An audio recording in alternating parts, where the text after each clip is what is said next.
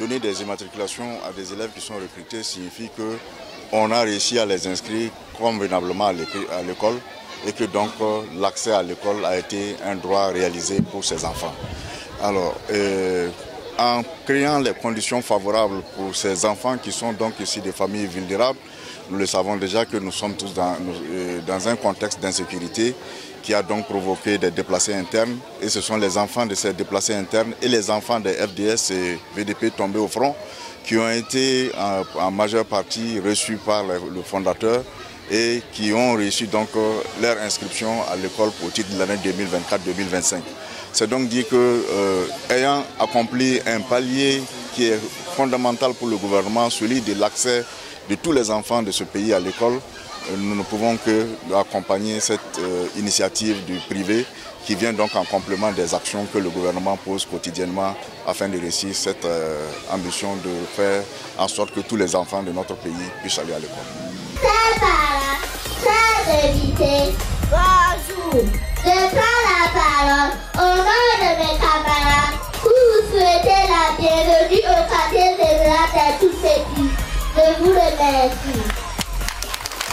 Ce matin, donc, je représente l'association FILPA qui est d'abord l'initiatrice de cette école, le Petit Bosquet, mais en même temps l'association également qui a collecté des fonds pour parrainer donc, des enfants. Donc si vous voulez, aujourd'hui, c'est deux activités en une.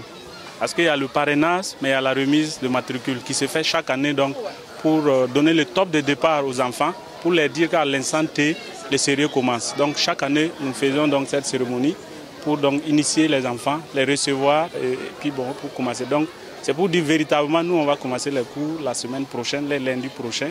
Mais cela voudrait dire qu'avant, on a eu des exercices avec les enfants, on les a déjà briefés sur certaines questions.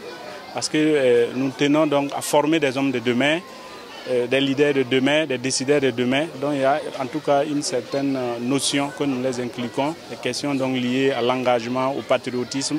Parce qu'il faut commencer dès maintenant. Ce n'est pas à l'âge adulte qu'il faut inculquer certaines valeurs aux enfants.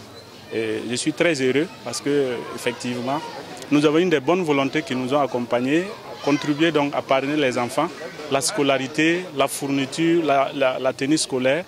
Et j'avoue que c'est tout heureux, je parle ce matin. Sous le signe donc, de la résilience, parce que vous convenez avec moi, comme on l'a dit, quand vous regardez les participants à cette cérémonie, vous conviendrez avec moi qu'il y a les parents d'élèves ordinaires, mais également donc, les personnes déplacées internes qui sont avec nous. Donc c'est des personnes qui sont résilientes parce qu'ils ont quitté chez eux en abandonnant tout pour se retrouver dans des zones d'accueil où souvent ils n'ont pas de quoi donc, subvenir à leurs besoins. Et c'est là l'association a pris à bras le corps donc, cette question d'accompagner les personnes déplacées internes. Et comme je l'ai dit, ce n'est pas la première action.